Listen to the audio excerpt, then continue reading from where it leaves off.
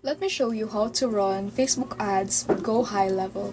Here's how to run Facebook ads with GoHighLevel. So first is that you need to go to your GoHighLevel account. Then you should see this tab right here. Then click on settings. Next is that it will flash another tab right here in the left side. Then on the bottom, you would see integrations. Then click connect with the FB or Facebook icon, yes. Next is that it will lead you to this website right here.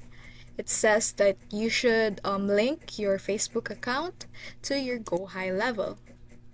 And you can also connect other accounts just like Google, Shopify, TikTok, and many other more.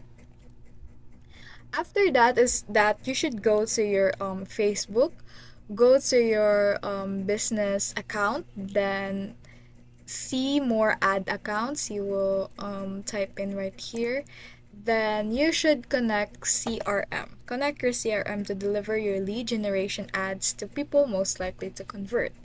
And that is it on how to run Facebook ads to your GoHighLevel account.